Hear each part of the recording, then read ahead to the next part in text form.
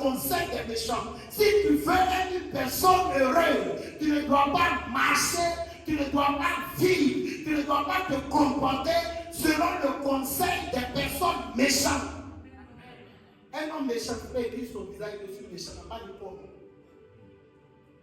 Mais est-ce que ce qu'il te dit de faire est conforme à la volonté de Dieu? Et la volonté générale de Dieu est inscrite dans la parole de Dieu.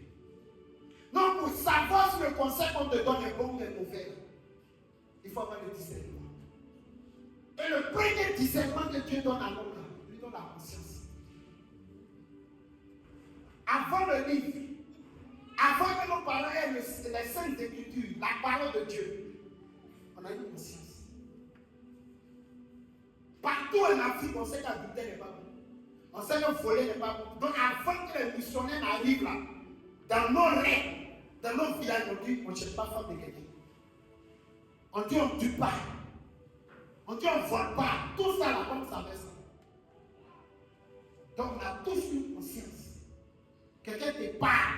Si tu fais ce qu'on te dit de faire, qui est le mal, c'est de toi-même. Tu aimais le mal. Tu voulais le mal. Ton cœur était prédisposé au mal. Donc tu ne peux pas accuser quelqu'un. Mais la parole de Dieu te dit, si tu veux une personne heureuse, l'évangile de Jésus-Christ te dit, si tu veux une personne heureuse, la bonne nouvelle du royaume dit, si tu veux une personne heureuse, il ne faut pas marcher sur le conseil des méchants. Il ne faut pas t'arrêter sur la voie des pécheurs. Il ne faut pas t'asseoir en compagnie de moqueurs. Mais sois un homme qui trouve son plaisir dans la voie de l'Éternel, dans la parole de Dieu, dans l'évangile, qui médite ça jour et nuit, qui agit fidèlement selon ce qui est écrit. Heureux l'homme qui ne marche pas sur le conseil des méchants, qui ne s'arrête pas sur la voie des pécheurs, qui ne s'assied pas en compagnie des moqueurs.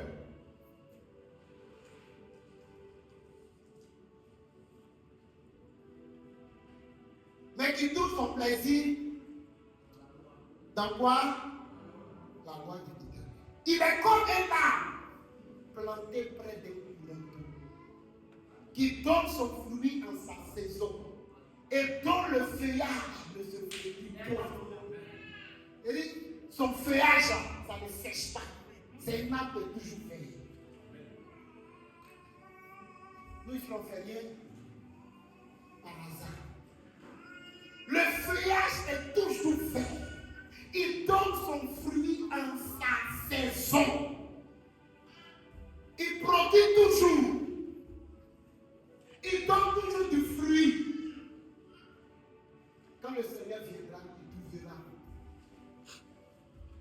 des fruits. Quand Jésus va venir, il trouvera du fruit.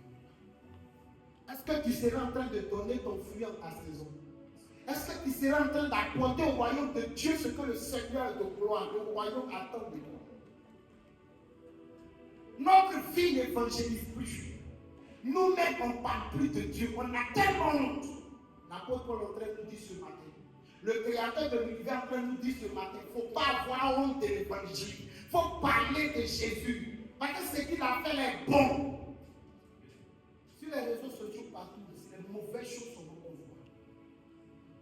Ah, lui, il a fait ça, lui, il a fait ça, lui, il a fait ça. Ce qui est mauvais. Puis on regarde, on répand ces mauvaises nouvelles. Là, on voit de bonnes nouvelles dessus. Des nouvelles qui édifient. Ce n'est pas chrétien, envahissons les réseaux sociaux. Amen. Nous sommes libres. On regarde, on ne like pas. On ne commente pas. On ne partage pas. On regarde. Mais ce qui est mauvais là, c'est son partage. On est en train de partager de mauvaises nouvelles. Les scandales là, tu n'as pas appris, je t'envoie ça. Mais ce qui édifie, ce qui construit la vie des gens, ce qui fait du bien aux gens, ce qui procure le bonheur aux gens, ce qui rend les gens heureux, on ne veut pas partager. Tu aimes quelqu'un, tu le laisses à la maison. Tu aimes quelqu'un, il est ton gars, il est ton ami, si tu s'appelles par exemple, monsieur, boire, oui, tu peux le faire. Mais venir s'abreuver à la source intarissable pour qu'il devienne une personne invincible. On ne fait pas ça. Est-ce qu'on aime les gens que nous pensons être nos amis? Avec qui tu marches? Avec qui tu manges? Avec qui tu passes du temps? Où sont-ils? Où sont-elles ces personnes-là? Tu les laisses seuls dans les ténèbres et toi tu viens à la lumière. Puis après tu t'en joues et tes mains ils vont brûler dans les flammes de l'enfer. Parce que c'est un feu qui ne s'était jamais. Nous sommes tous des amis qui font un chaud. La saison c'est qu'on coupe courant, on est tous irrités. Il fait chaud, on coupe courant, on se plaint. Mais l'enfer, la guerre, le séjour des morts, le Sheol. Si c'est écrit, c'est que cela existe. Tout ce que Jésus a annoncé se réalise et se réalisera. Non, l'enfer existe. Aujourd'hui, le diable est en train de vous distraire. Monte. Et chaque fois, il le voit nouveau. Et le roi Salomon qui a mis le nouveau sur le ciel. Gros barnier 60 là. Un temps c'était revenu. On a appelé ça Baguette. Mais c'était gros barnier avant. Cheveux là, aujourd'hui, regardez la plupart. Il laisse leurs cheveux. Beaucoup de cheveux. C'était afro avant. Ou bien, on a porté presque 4 boutons, 5 boutons. Après, on est revenu à 2 boutons d'avant. Ah, il n'y a rien de nouveau sous les yeux. Il n'y a rien de nouveau sous les cieux. Le diable ne peut rien créer. Il ne peut rien créer. Le créateur, ce n'est pas un créateur. Le créateur est l'unique créateur de l'univers, l'unique créateur de l'homme, l'unique créateur du bonheur de chacun d'entre nous. Nous devons l'adorer. Nous devons être vrais adorateurs. Nous ne devons pas avoir de dire qu'on est chrétien, d'assumer, parce qu'il n'y a pas de honte à un chrétien à reconnaître que Jésus est le Fils de Dieu, qui est le Fils de l'homme et qui est Dieu. De le confesser, de le déclarer haut et fort. Parce que c'est ce que le chrétien croit. Tout chrétien devrait croire que Jésus est non seulement le Fils de Dieu, mais il est Dieu. C'est ce que nous croyons. Et quand les gens nous opposent ce débat, il n'est pas Dieu, il n'est pas Dieu, d'autres ont fait non, il est le Fils de Dieu, mais il n'est pas Dieu. Et ça me l'a dit. Dieu a eu une femme pour faire Jésus. Non, c'est une histoire de Fils de Dieu, n'est pas une affaire physique, mais c'est une affaire spirituelle.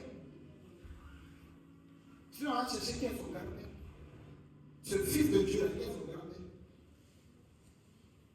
en tant que fils de l'homme là, il y a une généalogie.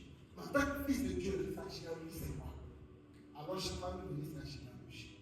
Au commencement était la parole. La parole était avec Dieu. La parole était Dieu. Toutes choses ont été faites par elle. Et rien de ce qui existe n'a été fait sans elle. En elle était la vie, et la vie était la lumière des hommes. Et que cette lumière, en venant dans ce monde, éclaire tout homme. Que cette lumière, cette parole est devenue chair, une forme humaine. Et fait une gloire semblable à du Fils unique venu du Père. Et qui est le Fils unique venu du Père? Le Fils de Dieu. Qui est le Fils unique venu du Père? Jésus. Et c'est lui qui est la parole créée. Cette parole qui est Dieu. Donc celui qui dit qu'il n'est pas Dieu, c'est qu'il n'a rien compris. Mesdames et messieurs, nous n'avons pas honte de l'évangile. Car c'est une puissance de Dieu pour le salut de quiconque. Cette puissance-là donne le salut à celui qui croit. Alors le vieux Simeon en Luc 2, il regarde l'enfant, le bébé la Bible dit, mes yeux ont vu le salut du Seigneur, le salut de Dieu. Le salut que Dieu a donné à l'humanité n'est pas juste un mot, n'est pas juste un nom, mais c'est une personne. Il dit, mes yeux, tu laisses maintenant ton Seigneur s'en aller en paix, parce que mes yeux ont vu le salut. Si tu as Jésus, tu as le salut. Si tu l'as accepté, tu as le salut de Dieu. C'est que je suis le chemin, la vérité et la vie. Nul ne vient, pas nul ne va, nul ne vient au Père sans passer par moi. Quand il est venu là, un mouvement fait celui qui parle. Allez.